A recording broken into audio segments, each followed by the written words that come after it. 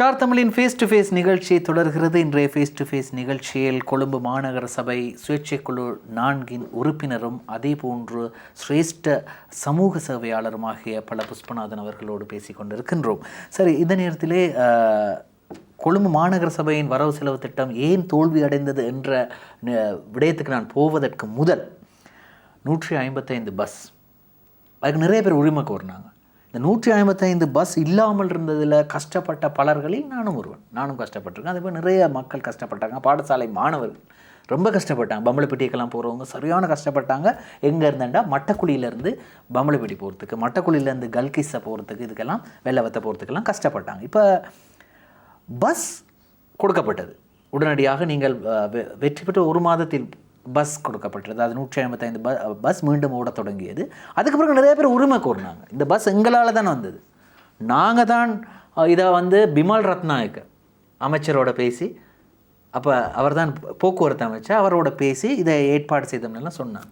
உண்மையில் என்ன நடந்தது? 155 பஸ்ஸை கொண்டு வந்தது நீங்களா அவர்களா? ஒரு விடயத்தை கூறுகிறேன், உண்மையை தவிர வேற ஒன்றும் எனக்கு பேச விருப்பம் இல்லை. நிச்சயமாக நான் இந்த விதத்தில் உண்மை. அது ஒரு கொள்கையில் இருக்கிறோம், யார் குத்தினாலும் நெல் அரிசியாக வேண்டும். அது எங்களுடைய கொள்கை.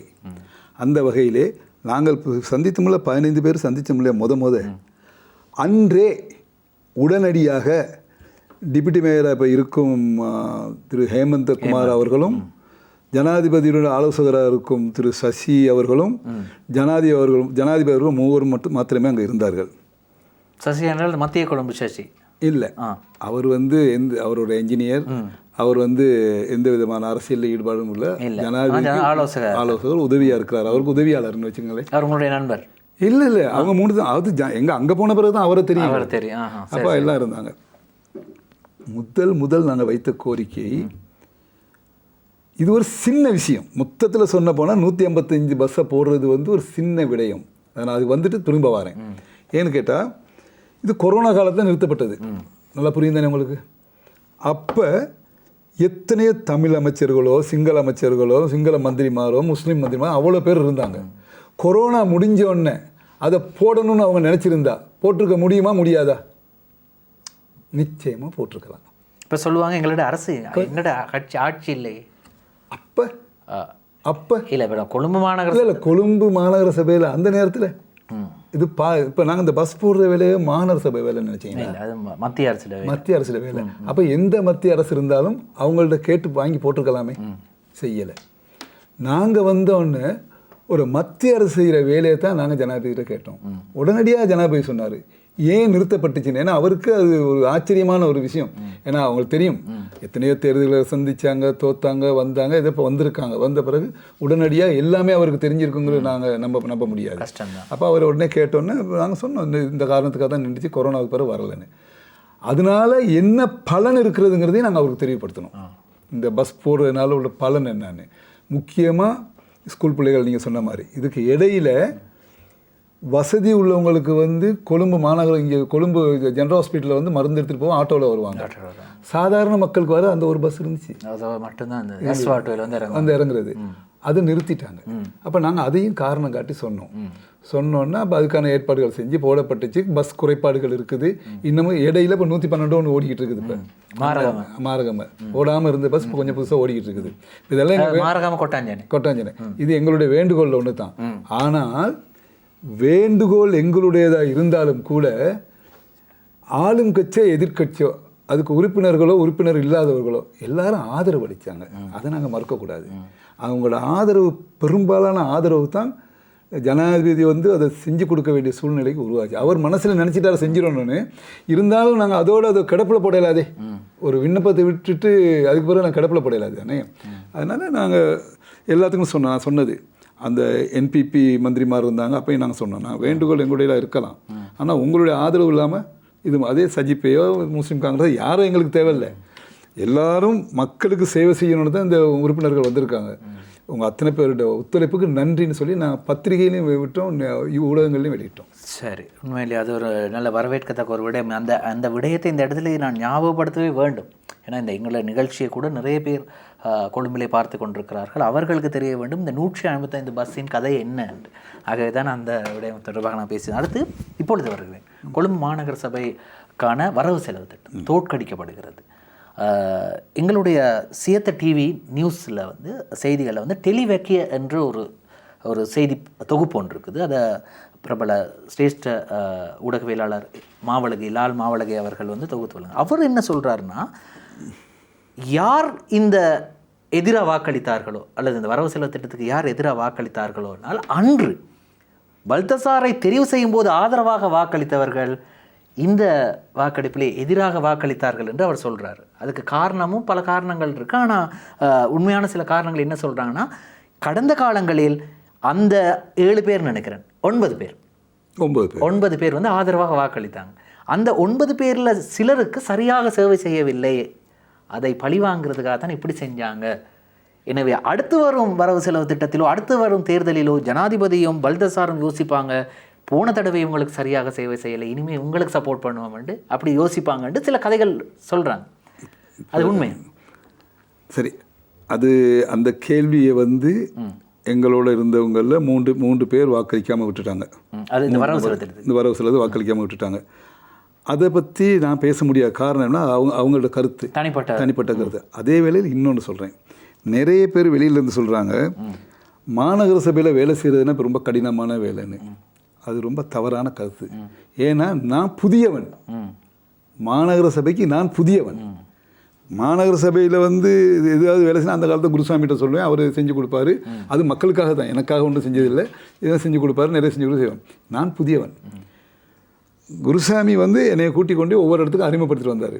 அதுக்கு பிறகு அவர் சொன்ன ஒரு விடயம், இனிமேல் நான் வரமாட்டேன், நீங்களே தான் செய்யணும்னு. அப்போ எனக்கு வரும் வேலைகள் மரம் வெட்டுறதா இருக்கட்டும், காணு துப்புறதா இருக்கட்டும், லைட் போடுறதா இருக்கட்டும், இப்படி பல விஷயங்கள் வரும். நான் போயிட்டு குருசாமிகிட்ட கேட்குறது என்ன, யார்கிட்ட போகணும்னு சொன்னால் அவர் சொல்லிடுவார். இன்னும் அதிகம் அங்கே போய் பார்த்தோன்னே நான் அவங்கள்ட்ட சொல்கிற முதல் வார்த்தை தான், நான் புதியவன், எனக்கு ஒன்றும் தெரியாது, தயவுசெய்து இந்த இடத்துக்கு இந்த வேலையை செய்யணும், இதை எப்படி செய்யணும்னு சொல்லுங்கன்னு சொன்னால் அவர் A to Z சொல்லி தந்து, எப்படி லெட்டர் அடிக்கணும்னு சொல்லி தந்து, எந்த இடத்துக்கு கொண்டு கொடுக்கணும்னு சொல்கிறார். அந்த அதிகாரி சொல்லி அந்த வேலை கம்ப்ளீட்டாக எனக்கு கிடைச்ச வேலை அத்தனை வேலையும் செஞ்சிட்டோம். எங்களுக்கு அந்த 15 லட்ச ரூபா ஒதுக்குனதுக்கான வேலைகளையும் ஒரு வேலையை முடிச்சிட்டோம், இன்னொரு வேலை பாக்கி இருக்குது. அது நான் நினைக்கிறேன் இந்த ஜனவரியில் செஞ்சு முடிச்சிருவாங்க. அதே மாதிரி குருசாமி கொடுத்த 15 லட்ச ரூபாயும் என்னோட பங்கில் பாதி அவரோட பங்கில் பாதியை போட்டு வேலையை செஞ்சு முடிச்சிட்டோம். என்ன வேலைன்னு கேட்காதீங்க, சொல்ல முடியாது. வேலை முடிஞ்ச பிறகு சொல்கிறோம். ஒரு காப்பட்டு ஒன்று செஞ்சுருக்கிறோம், அது இல்லாமல் இன்னும் நிறைய வேலைகள் செஞ்சுருக்கிறோம். இந்த மாதிரி வேலைகள் செஞ்சுட்டு போயிருக்கிறோம். அப்போ இந்த 15 லட்சம் போதுமா? அந்த 6 மாதத்துக்கு அது அவ்வளோதான் ஒதுக்கணும். 6 மாதத்துக்கு. இப்போ நீங்கள் கேட்ட கேள்விக்கு பதில், இது ஏன் தோற்கடிக்கப்பட்டதுன்னு கேட்டீங்க தானே. இப்போ நான் வரவு செலவு திட்டம், இப்போ நான் கேட்குறேன், 117 உறுப்பினர்கள் இருக்கிறாங்க. 117 உறுப்பினர்களில் ஒரு உறுப்பினருக்கு 50 லட்ச ரூபா ஒதுக்கியிருக்கிறாங்க. அப்போ 585 கோடி இல்லையா கணக்கு பார்த்தீங்கன்னா, அப்படிதானே? அதாவது ஒரு ஆளுக்கு 50 லட்சம் 117 பேருக்கு, அதாவது இந்த தொகுதி பணிகளுக்கு ஒதுக்கியிருக்கிறாங்க. உங்களுக்கும் கிடைக்கும், எங்களுக்கும் கிடைக்கும், எல்லாருக்கும், எதிர்கட்சி 117க்கும் கிடைக்குது. அது இதில் அறிவிச்சிட்டாங்க. ஒன்று. ரெண்டாவது, எங்களோட கோரிக்கையில் மெயின் கோரிக்கை நாங்கள் வச்சுருந்தோம், வெளி மாநிலங்கள்லேருந்து கொழும்புக்கு வராது யார் எவர், மலையகமா யாழ்ப்பாணமா அங்கேயா இங்கே, இதெல்லாம் எங்களுக்கு கேள்வி கிடையாது. வெளி மாநிலத்திலிருந்து வரும் மாணவ மாணவிகளும் ஹாஸ்பிட்டலுக்காக வர்றவங்களுக்கும் கொழும்பில் தங்கி 1 நாள் 2 நாள் போகிறதுக்கு கவர்மெண்ட்டால் ஒரு இடம் இல்லை, ப்ரைவேட்லேயும் இல்லை. வசதியானவங்க வந்து ஹோட்டலில் தங்கிடுவாங்க, சொந்தக்கார வீட்டில் தங்கிடுவாங்க. சாதாரண மக்கள் வந்து அது முடியாதுன்னு சொல்லியிருந்தோம். அதுக்காக ஒரு பாரிய தொகையை ஒதுக்கியிருக்காங்க. இந்த இதில் உண்மையிலே பாராட்டப்பட வேண்டிய ஒரு விடயம். சரியா, பாரிய தொகையை ஒதுக்குனது மாத்திரம் இல்லை, உடனடியாக செஞ்சு தரேன்னு சொன்னாங்க. அடுத்த விடயம், இன்று உங்களுக்கு தெரியும் எல்லாம் ஃப்ளட்டில் வாழ்கிறாங்க. சரியா, நான் இந்த வெள்ளவத்த பம்பளப்பட்டி ஃப்ளட்ஸை பற்றி பேச வரல. கோட்டையனை, மட்டக்குழி, வடகொழும்பு, இப்படி நிறைய இடத்துகளில் இருக்கிறாங்க. அதெல்லாம் கவர்மெண்ட் கட்டிய கொடுத்த மாளிகாவத்தை இப்படி நிறைய இடத்துல இருக்கிறாங்க. இதமட்ட கூட இருக்காங்க. இங்கே ஒரு மரணம் சம்பவித்தால் மரணத்துக்கான இறுதி அஞ்சலி செலுத்துறதுக்கு ஒரு இடம் இல்லை. அது மாத்திரம் இல்லை, அவங்க 10,000 ரூபா கட்டணும் அங்கே போயிட்டு அந்த எரிக்கிறதுக்கு. அது தெரியுமா உங்களுக்கு? 10,000 ரூபா கொடுக்கணும். முதல்ல அந்த 10,000 ரூபாய் நீக்கிட்டாங்க, இனிமேல் இல்லைன்னு. அது தெரியுமா உங்களுக்கு? இந்த அந்த பட்ஜெட் காரில் இருக்கிற குழந்தை தரேன், அந்த புக்கை உங்களுக்கு தந்துட்டு போகிறேன். 10,000 ரூபாயை நீக்கிட்டாங்க. 10,000 ரூபாய் நீக்கிட்டாங்க. அது மாத்திரம் இல்லாமல் கொழும்பு 1 to 15 அதை பிரிச்சிருக்காங்க, எத்தனை பகுதியாக பிரிச்சிருக்கிறாங்க. நான் புதியவன் என்பதால் எனக்கு சரியாக சொல்ல தெரியாது. முதல் வேலையாக வடகொழும்பிலே ஒரு பாலர் உருவாகிறது. அந்த பாலர் வந்து குறைந்த விலையில் ஏழை மக்களுக்கு, ஏன்னா வந்து ஃப்ரீயாகவும் செய்ய முடியாத காரணம் என்னென்னு கேட்டால், ஒரு பில்டிங்கை கட்டிட்டு ஒரு குறைஞ்ச ரேட்டில் வந்து அந்த மக்களுக்கு ஏற்றுக்கொள்ள மாதிரி. ஏன்னா இப்போ வந்து ஒரு பொடியை கொண்டு நீங்கள் எங்கேயாவது வைக்கிறதா இருந்தால் 1 லட்சம் 2 லட்சம் 50,000 1 லட்ச ரூபா இப்படி அதுக்கு மேலே 10-15 லட்சம் கொடுக்கவங்களும் இருக்கிறாங்க. ஆனால் ஏழைகளுக்கு அது முடியாதுங்கிறாங்க. நாங்கள் அதுக்காக போராடினோம். நிறைய லெட்டர் கொடுத்துருக்கோம், வெளியில் தெரியாது, நிறைய லெட்டர் கொடுத்துருக்கோம். கொடுத்து பேசி எல்லாம் முடிச்சு, நான் மாத்திரம் இல்லை, அதில் என்னென்னு கேட்டால் நாங்கள் கொடுக்கும் பொழுது அந்த அங்கே உள்ள அங்கத்தவர்கள்ட்டையும் சில ஐடியா கேட்டுக்கொள்வோம் நாங்கள். ஏன்னா எங்களுக்கு எல்லோரும் ஒத்துழைப்பாங்களா ஒத்துழைக்க மாட்டாங்க. அந்த வகையில் அதுவும் பாஸ் ஆகியிருக்கிறாங்க, அதையும் பாஸ் ஆகி செஞ்சு வந்திருக்கேன். அது மாத்திரம் இல்லை, இதில் வந்து நான் உங்களுக்கு அதை கொஞ்சம் பார்த்துக்கிறவா, இதில் பார்த்துக்கலாமா? கொஞ்சம் இருங்க. ஏன்னா நான் இப்போ அரசியலுக்கு புதிதுங்கிறதுனால எல்லாமே ரெடியாகி கொண்டு வர முடியாது. நீங்கள் என்ன கேள்வி கேட்குறீங்களோ எனக்கு தெரியாது. அதான் அரசியலுக்கு புதிதாக இருந்தாலும் கூட நீங்கள் இதுவரை செய்திருக்கிற எல்லா பலனுள்ள வேலைகள் தான் கொள்ளும் மாநகர சபை. நான் சொல்கிறேன், உறுப்பினர்கள் நிதி ஒதுக்கீடு 5 மில்லியன், ஏழை மாணவர்களுக்கு பாடசாலை உபகரணங்கள் 60 மில்லியன், அறநெறிசி பாடசாலைகள் தாம்பான்சல் சொல்கிறாங்க இல்லையா, ஆமாம் 100 மில்லியன், பெண்களின் சுகாதார பாதுகாப்பு உபகரணங்கள் 20 மில்லியன். அது எல்லாமே வந்து எல்லாருக்கும் பிரிச்சு, எல்லாருக்கும் ஒவ்வொரு பகுதி ஆளாளுக்கு 20 அப்படி இல்லை, 20 மில்லியனை பிரித்து கொடுப்பாங்க. இல்லை அவங்க செய்வாங்க அதுக்கான அது எனக்கு அடுத்ததில் தான் தெரியுது என்னன்னு. சரியா? எளிய மக்களின் சிறிய வீடுகளில் மரண சடங்குகள் செய்ய முடியாத சூழ்நிலை, இலவச பாலர். அவங்க இலவச பாலர்னே கொடுத்துருங்க. நான் சொன்னேன் குறைந்த தொகையில்னு நாங்கள் கேட்டிருந்தது, அப்படி தான் கேட்டிருந்தோம். நாங்கள் கேட்டிருந்தது குறைந்ததில். ஏன்னா நிர்வாகம் வந்து சும்மா பண்ண முடியாது, ஏதாவது ஒரு வருமானம் எடுத்தால் தான் தொடர்ந்து கொண்டு போகலாம். அதுக்காக தான் நாங்கள் இலவச பாலர்னு அறிவிச்சிருக்காங்க. அடுத்தது, எளிய மக்களின் குடும்பங்களுக்கு இறந்த ஒருவரின் உடல் மின்தகனம் செய்வதற்கு கட்டணம் மறுவிடப்பட மாட்டாது. அதான் நான் சொன்னது 10,000 ரூபா.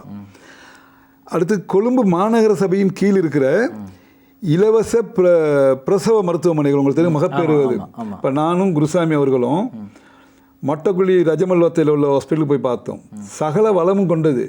ஆனால் அங்கே சரியான நிர்வாகம் செய்கிறதுக்கு தாதிமார்கள் அப்படியெல்லாம் இல்லாமல் இருக்குது. நிறைய டாக்டர்ஸ் மாதிரிலாம் ஒரே ஒரு டாக்டர் தான் இருக்க குறைபாடு. அதேமாதிரி கொட்டாயன் அப்படி நிறைய நாங்கள் போன இடத்துல இருக்குது. அதெல்லாம் சீர் செய்கிறதுக்காக வேண்டி மருத்துவமனை புனரமைப்பு செய்கிறதுக்கு பாரிய தொகை ஒதுக்கியிருக்காங்க. நான் நினைக்கிறேன் 40 மில்லியன் என்னமோ ஒதுக்கியிருக்காங்க. அது சரி. இப்போ இதெல்லாம் பூர்த்தி ஆவதற்கு கொஞ்சம் இருங்க. அடுத்து இந்த விக்டோரியா பார்க் உங்களுக்கு தெரியும், இங்கே இருந்து இதை கொண்டு எலியோஸ் பார்க்கில் போட்டு சும்மா கிடக்குது.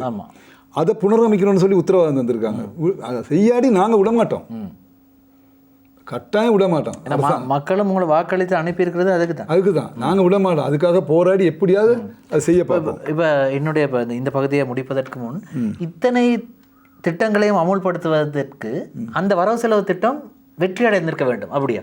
நிச்சயமாக வெற்றி அடைக்கும். இது வந்து வளவு.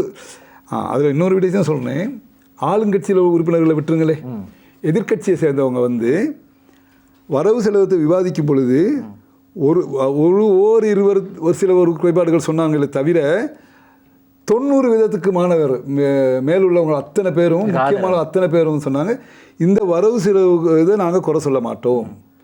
மேட கண்ணை பார்க்கும் பொழுது எங்களுக்கு அந்த மாதிரி சொல்கிறதுக்கு இதை சொல்ல முடியாது. அந்தளவு ஒரு தாயாக இருந்து அது சொன்னாங்க, அங்கே நடைபெற்றது. நீங்கள் வேணும்னா அந்த அன்சாட்டில் அந்த இதை எடுத்து பார்க்கலாம். நீங்கள் தாயாக இருந்து செஞ்சுருக்காங்க, ஒரு தாயாக இருந்து செஞ்சுருக்கீங்க. அதனால நாங்கள் எதிர்க்க மாட்டோம், இந்த வரவு செலவு நாங்கள் எதிர்க்கலைன்னு.